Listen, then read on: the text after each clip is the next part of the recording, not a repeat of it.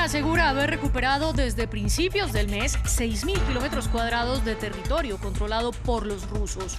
Así lo afirmó el presidente ucraniano Volodymyr Zelensky. El Kremlin insiste, sin embargo, en que todos los objetivos de su llamada Operación Militar Especial serán alcanzados. Escocia despide a la reina Isabel II. Hoy su féretro fue trasladado desde el Palacio Real de Holyrood House hasta la Catedral de St. Giles. Estará en capilla ardiente durante 24 horas antes de ser trasladado a Londres. Además, el nuevo monarca, el rey Carlos III, se reunió con el Parlamento escocés. En Suecia podría haber un gobierno de derecha después de 8 años de gobierno del Partido Socialdemócratas. Los resultados provisionales de las elecciones generales del domingo posicionan por primera vez en la historia a la extrema derecha de los demócratas de Suecia como el segundo partido más votado. Buenas noches y bienvenidos a las noticias de France 24. Yo soy María Clara Calle. Comenzamos en Ucrania, porque el presidente de ese país, Volodymyr Zelensky, afirmó que sus tropas han recuperado cerca de 6.000 kilómetros cuadrados en la región de Kharkiv y en el sur desde principios de mes. Recordemos que Ucrania lanzó una contraofensiva desde el 6 de septiembre para recuperar el poder en el noreste del país y también en el sur, en la región de Jersón, como lo ven en el mapa. Además, los ucranianos controlan de nuevo la ciudad norteña de Izium, su logro más importante desde que expulsaron a los rusos en la región capital de Kiev. Escuchemos lo que dijo Zelensky. Desde los primeros días de septiembre y hasta hoy, nuestros guerreros han liberado más de 6.000 kilómetros cuadrados del territorio de Ucrania en el sur y el este. Los avances de nuestras fuerzas continúan. Previamente hablamos con Layo Sazdi, analista de Relaciones Internacionales y Estudios Estratégicos de Fuerzas Terrestres, Navales, Aéreas y Espaciales Rusas. Desde San Juan, Puerto Rico, nos explicó por qué es relevante el éxito del avance ucraniano. Bueno, demuestran que ha sido un fracaso, al menos en su objetivo principal, que había sido tratar de copar, de invadir en febrero a toda Ucrania en pocos días. Eso pues se vio ya desde los primeros meses que era imposible, y ahora, a pesar de los avances que Moscú había logrado en Lugansk y en Donetsk, por ejemplo, pues hay esta contraofensiva al norte y noreste de Kharkov, que ha logrado empujar a los rusos, y parece que los rusos se han agotado. No tienen, digamos que la fuerza, digamos que el equipo, la motivación, la moral para seguir adelante. Parece como que se han empantanado.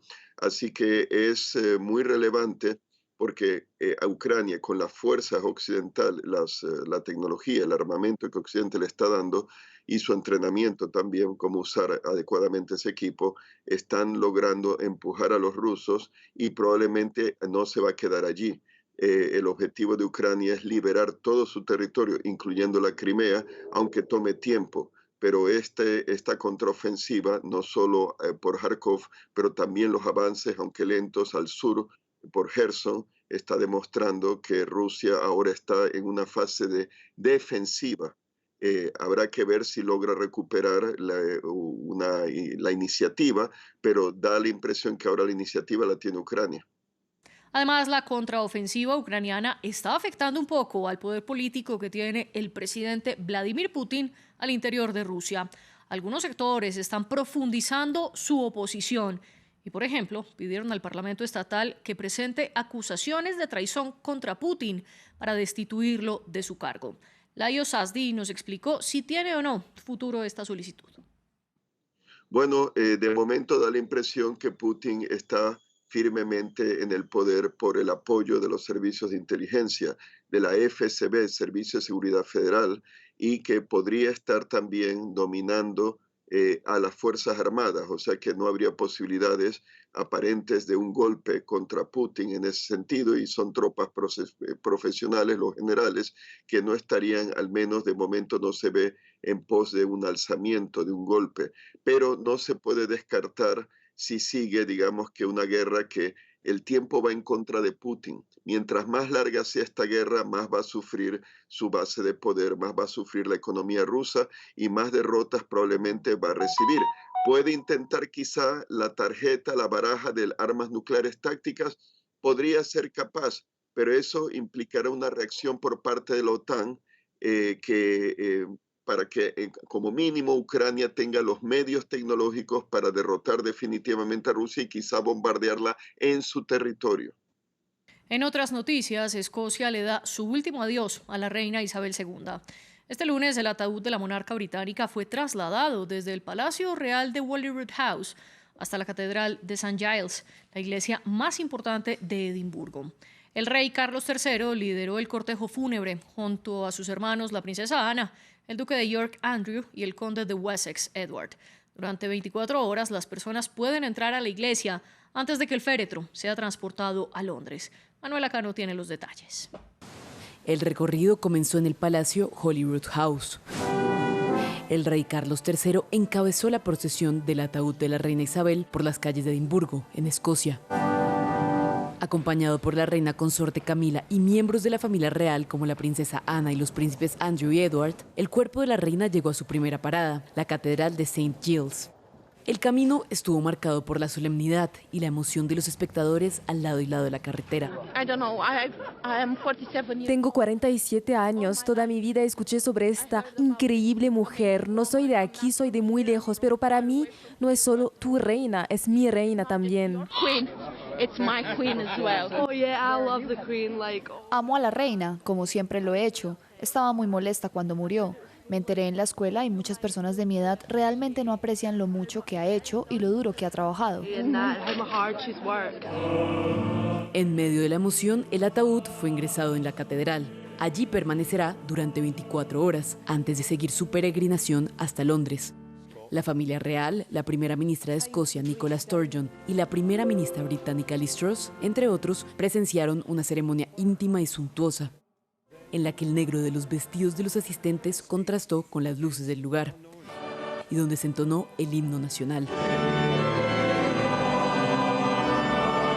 El acto también estuvo lleno de simbolismo, como la corona de Escocia colocada sobre el ataúd de la reina. A las afueras, el ambiente es diferente. Las largas filas de los seguidores de la monarca marcan el panorama de Edimburgo. En estas deberán esperar varias horas para poder entrar a la catedral. Allí se espera que miles de personas desfilen para darle un último adiós a la monarca. Nuestra enviada especial Natalia Ruiz está en la Catedral de St. Giles, en la capital escocesa. Ella nos cuenta cómo decenas de personas llegan para despedir a la reina Isabel II. Los despojos mortales de Isabel II reposan aquí en la Catedral St. Giles de Edimburgo, y esta es la ocasión también para los escoceses de venir a rendir un último homenaje a su reina, de despedirse de ella. Muchos han hecho fila desde muy tempranas horas, desde las 6 de la mañana, e incluso durante 5 o 6 horas han estado a lo largo de este día esperando tener ese momento de comunión con su reina, de poder por fin decirle adiós. Lo cierto es que Isabel II dejará tierras escocesas. Eso será el día de mañana martes, cuando viaje su féretro a Londres, y lo hará en un avión de la Royal Air Force. Será un viaje en el cual la princesa Ana estará acompañando ese féretro, y luego será trasladado a Londres y será llevado al Palacio de Buckingham. Y además de estar en Escocia para acompañar el traslado del ataúd de la reina, el monarca Carlos III llegó a Edimburgo también para asistir a su primera sesión del Parlamento escocés como monarca. El rey se dirigió a los diputados, asegurando que su madre había encontrado un refugio y un hogar en Escocia. Con él asistió su esposa y reina consorte Camila. Ambos fueron recibidos por la ministra principal de Escocia, Nicola Sturgeon, quien después de un minuto de silencio en el Parlamento inició la moción de condolencias. Ahora el rey viajará a Irlanda del Norte y a Gales, antes de llegar al funeral de la reina Isabel II en Londres. Presidentes, primer ministro, líderes de partidos y miembros del Parlamento escocés. Sé que el Parlamento escocés y el pueblo de Escocia comparten conmigo un profundo sentimiento de dolor por la muerte de mi amada madre. A lo largo de todos los años de su reinado, La reina, como tantas generaciones de nuestra familia antes que ella, encontró en las colinas de esta tierra y en el corazón de su gente un refugio y un hogar. En Suecia podría haber un gobierno de derecha, después de 8 años del Partido Socialdemócratas en el poder. Los resultados provisionales de las elecciones generales del domingo posicionan por primera vez en la historia a la extrema derecha de los demócratas de Suecia como el segundo partido más votado. Además, ellos podrían formar gobierno por sus alianzas con 3 movimientos de la derecha tradicional. La coalición tendría 176 de los 349 escaños del Parlamento sueco, mientras que la coalición de centroizquierda tiene 173. Pero todavía falta que lleguen los resultados de la votación en el extranjero y de la anticipada, por lo que solo hasta el miércoles se sabrá el conteo final. Antonio Barrios, especialista en conflictos internacionales, nos explicó previamente a qué se debe que por primera vez la extrema derecha de Suecia pueda hacer parte del gobierno. Bueno, los partidos de extrema derecha han existido prácticamente desde la década de los 90 en toda Europa. Han sido las diferentes situaciones que ha vivido cada país europeo que ha hecho que los partidos de extrema derecha pues hayan logrado escaños importantes a nivel del Parlamento, o incluso algunos han llegado a ocupar, digamos, puestos de poder. Pero el caso de Suecia es muy interesante porque a pesar de que desde 2014 los partidos moderados han gobernado en Suecia, pues prácticamente hay una preocupación a nivel social muy importante, porque los partidos de extrema derecha en toda Europa, y en el caso de Suecia no es la excepción, se han alimentado con un discurso antiinmigrante que ha tendido a crecer en el caso de Suecia.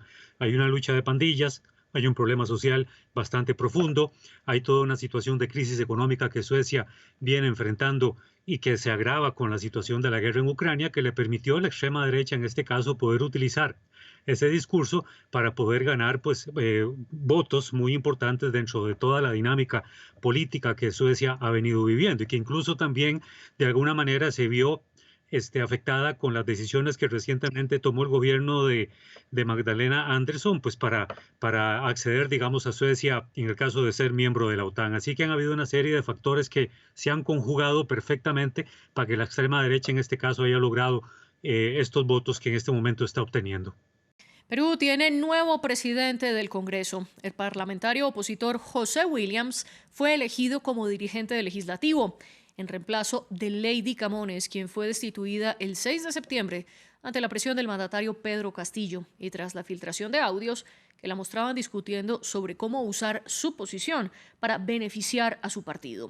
Nuestro corresponsal en Lima, Francisco Zacarías, nos amplía.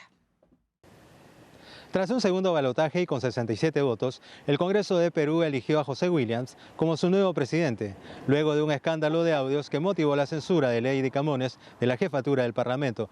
Williams es un general retirado, dirigió a las tropas peruanas durante el conflicto con Ecuador en 1995 y fue uno de los estrategas de la Operación Chamín de Guantar en 1997, en la que se rescataron 72 rehenes de la residencia japonesa en Lima, quienes estuvieron secuestrados por el movimiento revolucionario Tupac Amaru. Por sus acciones distinguidas en el ejército, fue designado en 2006 como jefe del Comando Conjunto de las Fuerzas Armadas. El hoy político de 70 años dirigirá al Parlamento de ese país hasta el 28 de julio de 2023. Tenemos la responsabilidad de mejorar la imagen del Congreso, afirmó Williams, y señaló que mantendrá una relación de diálogo con el gobierno del presidente Pedro Castillo para satisfacer las necesidades de la población. El nuevo jefe del Poder Legislativo también indicó que su gestión respetará la división de poderes y defenderá la institucionalidad del Congreso. Precisamente, algunos analistas sostienen que José Williams brindará el contrapeso político de las relaciones entre el Congreso y el Poder Ejecutivo. Y en esa línea señalan que Williams podría convertirse en el próximo presidente de los peruanos si es que el Parlamento consigue remover del cargo al presidente Pedro Castillo mediante un proceso de vacancia presidencial. Por lo pronto, congresistas de oposición alistan una tercera moción de impeachment contra el mandatario peruano. Anuncian que en unos días socializarán el borrador para conseguir los 87 votos que se necesitan.